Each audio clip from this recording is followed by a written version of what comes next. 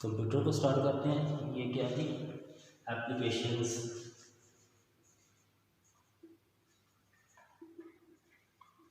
Of computer, मतलब computer कहाँ कहाँ पर लागू होता है, कहाँ कहाँ पर अप्लाई होता है, कहाँ कहाँ यूज़ होता है। पहले फिर से रीडिंग करते हैं। कंप्यूटर आर यूज, कंप्यूटर का इस्तेमाल किया जाता है इन ऑलमोस्ट एवरी फील्ड, तकरीबन हर शोबे के अंदर। नाउ डे, आजकल कंप्यूटर है बिकम सो इम्पॉर्टेंट, कंप्यूटर इतना वसी हो गया है फॉर अस, हमारे लिए, दैट के इट इज़ इम्पॉसिबल, कि ये नामुमकिन बात है टू परफॉर्म मैनी टास्क, के बहुत से काम किए जा सके विदाउट दैम, यानी कंप्यूटर के बगैर। Use of computer in different fields, मुख्तलिफ शोबों के अंदर कंप्यूटर का इस्तेमाल। Number 1, office, दफातर। Computers are used for typing, computer का इस्तेमाल किया जाता है टाइप करने के लिए, एंड प्रिंटिंग, और किसी चीज़ को प्रिंट करने के लिए, डॉक्यूमेंट्स को। इन ऑफिस के अंदर computers are used for maintaining record, इसके अलावा कंप्यूटर जो है ये एक रिकॉर्ड को भी यानी महफूज रखता है। होम, घरों के अंदर computers are used at home, computer का घर के अंदर इस्तेमाल है। फॉर प्लेइंग गेम्स, गेम्स खेलने के लिए। वॉचिंग मूवीज़ के देखने के लिए।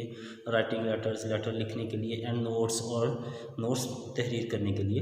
लिसनिंग टू म्यूज़िक, इसके अलावा म्यूज़िक को सुनने के लिए। सेविंग कॉन्टैक्ट्स, ये जो हमारे एक दूसरे के साथ नंबर शेयर किए जाते हैं, यानी फ़ोन नंबर, मोबाइल नंबर्स, उनको यानी सेव करने के लिए। गैदरिंग इंफॉर्मेशन, मालूमात इकट्ठी करने के लिए थ्रू इंटरनेट के ज़रिए। ऑन एनी टॉपिक, किसी भी उन्वान के अंदर। एंड डूइंग वीडियोज़, और वीडियोज़ एंड ऑडियो चैट, और ऑडियो चैट करने के लिए करते हैं ना हम व्हाट्सएप के ऊपर ऑडियो कॉल, वीडियो कॉल। इसके अलावा school, computers are used at school, computer का स्कूल में भी इस्तेमाल किया जाता है। फॉर प्रिपेयरिंग लेसन्स, अपने लेसन को तैयार करने के लिए। टीचिंग डिफरेंट सब्जेक्ट, मुख्तलिफ मज़ामीन को पढ़ाने के लिए।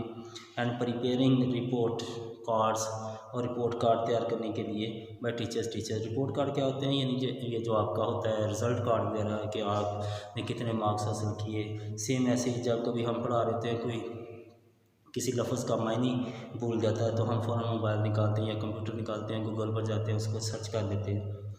अच्छा, they are also used to maintain record of students, इस तरह स्टूडेंट का पूरा रिकॉर्ड मेंटेन रखने के लिए। टाइम टेबल बनाने के लिए। एंड एग्जामिनेशन रिकॉर्ड, और एग्जामिनेशन रिकॉर्ड। ये पेज, ये वाला आपने अच्छे से रीडिंग करनी है, और आपको पता हो कि आप क्या रीड कर रहे हैं। आज का ये आपकी रीडिंग होगी।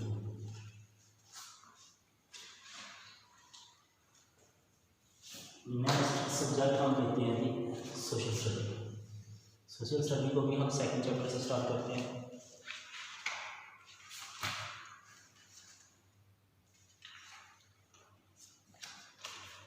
Social study second chapter, climates इन पाकिस्तान, पाकिस्तान की आबोहवा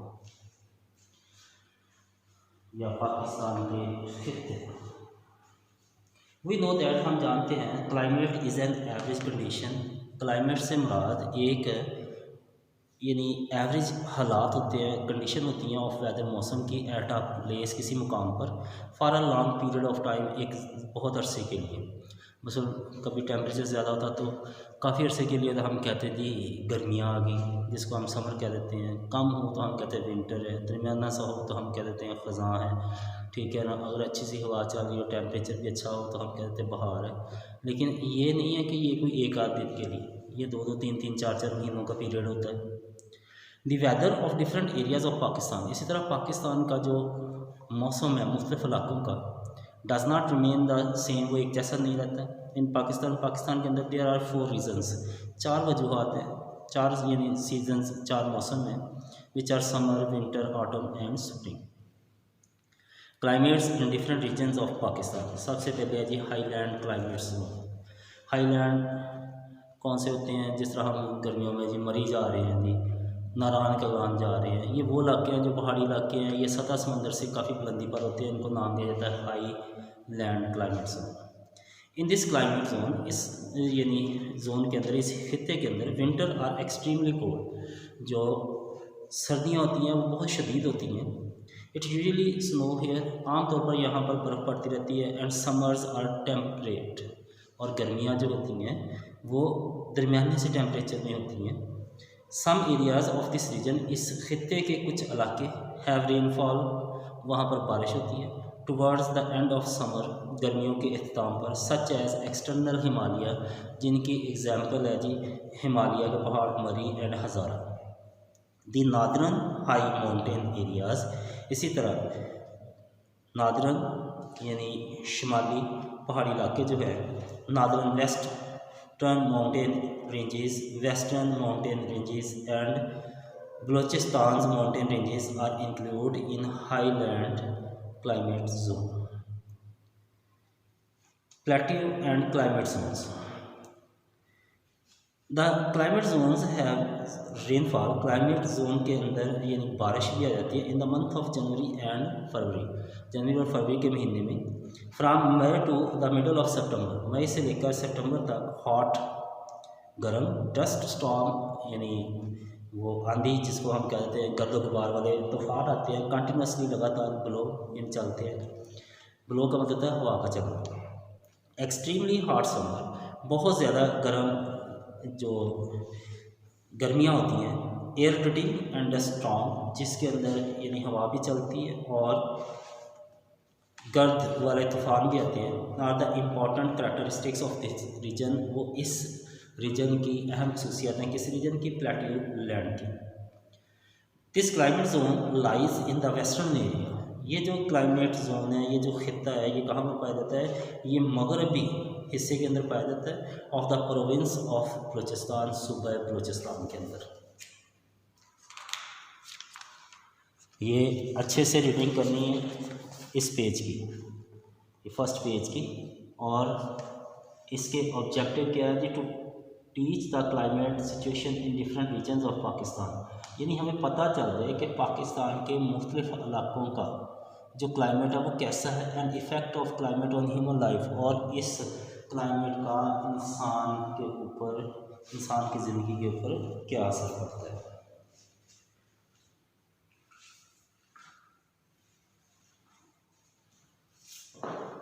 नेक्स्ट सब्जेक्ट आपका आज होगा वो होगा इस्लामियात। इस्लामियात को भी मैं सेकंड चैप्टर से ही स्टार्ट करूँगा। इस्लामियात, बल्कि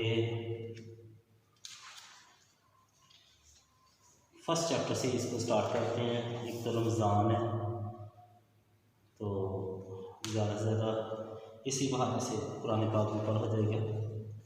अदाब तिलावत, सबसे पहले तिलावत क्या होता है? कुरान पाक को पढ़ना। तो इस कुरान पाक को छूने, उसको पढ़ने के भी कुछ अदाब हैं जिनको हम कह देते हैं अदाब तिलावत। कुरान मजीद की आखिरी आसमानी किताब है। कुरान मजीद अल्लाह ताला की आखिरी आसमानी किताब है जो हमारे प्यारे नबी हज़रत मोहम्मद सल्लल्लाहु अलैहि वसल्लम पर तकरीबन 23 साल की मुद्दत में थोड़ी थोड़ी करके नाज़िल हुई। आपसे पूछ लिया जाए कि कुरान पाक कितने अरसे में नाज़िल हुआ, तो क्या आंसर होगा? 23 साल।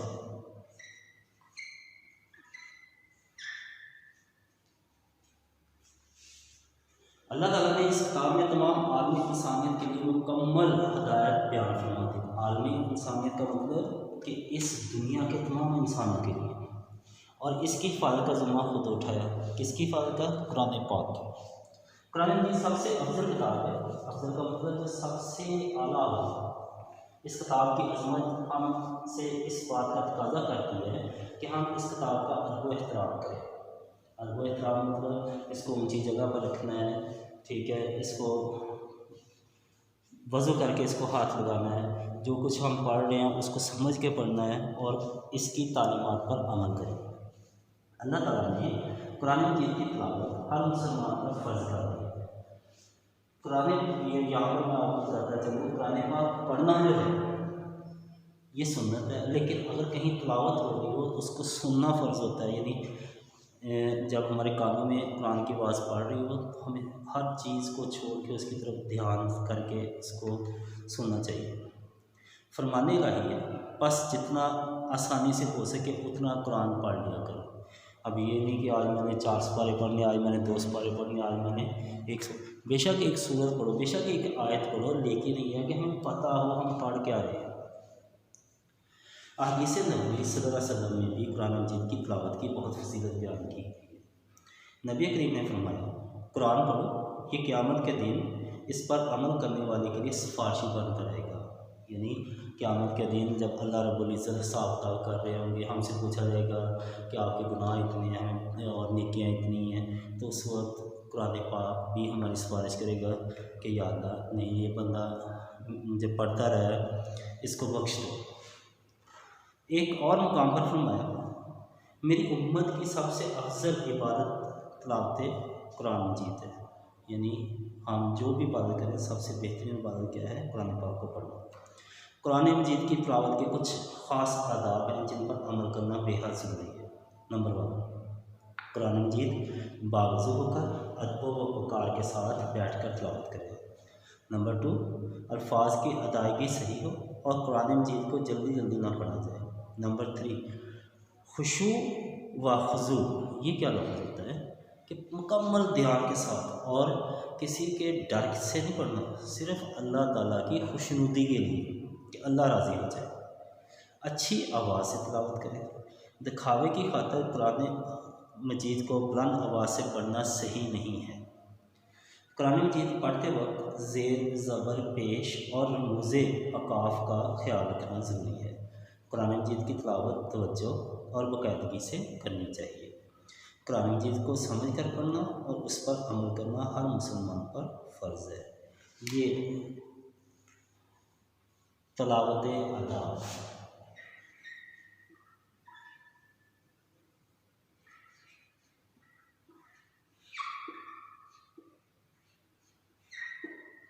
ये कितने वाले हैं? 8। ये आपने ज़ुबानी याद करके घर में अपने पापा को या मम्मा को सुना के रजिस्टर पर लिख कर ये इनकी पिक लेकर मुझे सेंड कर। Thank you. ये आज की आपकी डायरी है।